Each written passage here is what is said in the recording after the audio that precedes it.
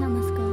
भारत ज्ञान अक्षर की टीम आप सभी का एक बार फिर से स्वागत करती है भारत ज्ञान अक्षर प्रस्तुत कारगिल युद्ध की एक अनकही दास्तां कारगिल सीरीज में। जैसा कि हमने पिछले कुछ एपिसोड्स में देखा, कारगिल युद्ध जो कि कारगिल संघर्ष के नाम से जाना जाता है, भारत और पाकिस्तान के बीच 1999 में मई के महीने में कश्मीर के कारगिल जिले से प्रारंभ हुआ था।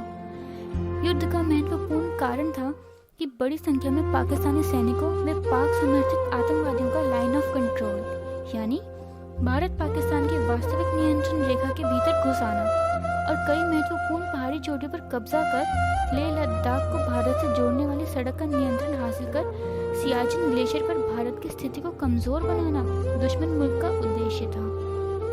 तो दोस्तों, वीरता की इस अनकही दास्तां को सुनने के लिए जुड़े रहिए हमारे साथ। उससे पहले आइए आपको लेकर चलते हैं युद्ध के मैदान में, जहां भारतीय वीर सैनिक अपने साहस, शौर्य व बलिदान देकर पाक घुसपैठियों को घुटने टेकने के लिए मजबूर किया। दिन 17 जून 1999। जमीन पर दावा वापस पाने के लिए दोनों सैनिकों के बीच एक भीषण युद्ध चल रहा था। इन गगनचुंबी पहाड़ियों में भारत के खिलाफ एक बेहद संगीन साजिश ने बंकर बना लिया था और इन्हीं बंकरों की हरकतों ने कारगिल को एक अजीब सी सनसनी से भर दिया था। कारगिल पर हुई पाकिस्तान की ये घुसपैठ कितनी बड़ी थी, इसका जायजा लेने के लिए सेना की कई टुकड़ियां दूसरी पहाड़ी में भेजी गईं। पूरी सावधानी के साथ सेना के जवान इलाके में चल रही दुश्मन की हरकतों को भांपने के लिए घुसे। सेना की बढ़ती गतिविधियों को देखकर घुसपैठे सतर्क हो गए थे। 80 डिग्री पर झुकी सपाट चट्टानों का इलाका बर्फ में डूबा था। हर कदम पर खतरा मौत की चादर लपेटे पसरा था। सुर्ख बर्फ का हर तिनका लाल खून की प्यास में चटक रहा था। 16,000 फीट ऊंचा नंगा पहाड़ दुश्मन के लिए आईने की तरह था, जिसके आगे कुछ भी नहीं छिपता था। दुश्मन ने तोलोलिंग में बारूदी सुरंगें बिछा रखी थी। मेजर पद्मपाणी आचार्य जिस रास्ते से तोलोलिंग पर चढ़ रहे थे, उसमें भारतीय सैनिकों को काफी नुकसान हुआ, पर मेजर आचार्य बारूदी सुरंगों को पार कर दुश्मन के बंकर तक पहुंचे और बंकर खत्म कर दिया गया। 16 जून को मतावन में सेना के ब्रिगेड मुख्यालय पर गोलाबारी हुई तो मुख्यालय को नीचे मीना मार्ग में स्थानांतरित करना पड़ा था।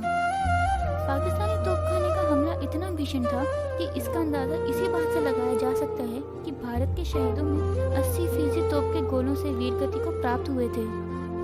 तोलोलिंग की जीत के 4 दिन के भीतर ही भारतीय सेना ने आसपास की 4 प्रमुख पहाड़ियां पॉइंट 4590, रॉकी नॉब, हम और पॉइंट 5140 पर जीत हासिल कर घुसपैठियों को खदेड़ दिया। मंथुडालो क्षेत्र में बड़ी तादाद में घुसपैठिए मारे गए थे।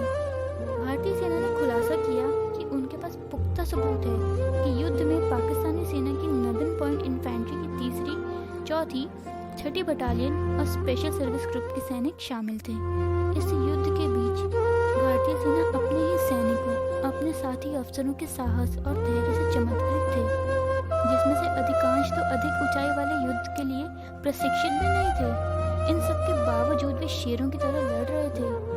भारतीय जवान बुरी तरह घायल होने के बावजूद अपनी मातृभूमि की रक्षा करने के लिए असाधारण वीरता का प्रदर्शन दे रहे थे। भारतीय सेना अपने जवानों को मरता देख दुश्मनों से बदला लेने की प्यास और जज्बा और बढ़ता चला गया। सैनिक अपनी वर्दी की इज्जत की रक्षा करते हुए शहीद जवानों के बलिदान का बदला ले रहे थे। और दूसरी ओर इजराइल ने भारत को युद्ध सामग्री और प्रभावी हथियार तत्काल सप्लाई करने के लिए एक समझौते पर हस्ताक्षर किया। इजराइल को ऐसा ना करने के लिए अमेरिका का दबाव था, लेकिन इसके बावजूद भी इजराइल भारत के साथ खड़ा रहा और सहायता की। मुश्किल घड़ी में भारत को इजराइल ने जो मदद की, वह दोनों देशों के रिश्ते में भरोसे का नया बीज बोने के काम आई। यह बेटा ही क्या जो भारत माँ के काम ना आए, ऐसी मोहब्बत ही क्या जो वतन के नाम न हो जाए। देश के लिए कुर्बान होना सबके बस में नहीं, यूं हंसते हंसते शहीद होना सबके नसीब में नहीं। तो ऐसा ही कुछ मानना था कुछ भारतीय शहीद वीर जवान राम प्रताप सिंह और उनके पिता पूर्व सैनिक मलखान सिंह। कारगिल में 12 जुलाई 1999 को की गई सैन्य कार्रवाई में वह पाक सेना की गोलीबारी में गंभीर रूप से घायल हो गए थे। घायल होने के बावजूद राम प्रताप ने हिम्मत नहीं छोड़ी और 3 दुश्मनों को हलाक कर दिया था। शरीर से ज्यादा खून बह जाने पर राम प्रताप बेहोश हो होकर मोर्चे पर ही गिर पड़े और साथियों के द्वारा उनको पठानकोट स्थित अस्पताल में भर्ती कराया गया, जहां 3 घंटे तक जीवन और मृत्यु के बीच चले संघर्ष में अंततः मृत्यु विजयी रही और राम प्रताप शहीद हो गए। राम प्रताप की शहादत की खबर उनके पैतृक गांव ईसनपुर पहुंची तो पिता मलखान सिंह तनिक भी विचलित नहीं हुए। उनका सीना गर्व से और चौड़ा हो गया। 14 जुलाई को वहीं राम प्रताप की अंत्येष्टि पूरे सैन्य सम्मान के साथ कर दी गई। तो दोस्तों, आगे की कहानी सुनने के लिए बने रहिए हमारे साथ हमारे YouTube चैनल भारत ज्ञान अक्षर पर। आप इसको Instagram और Facebook पर भी फॉलो कर सकते हैं।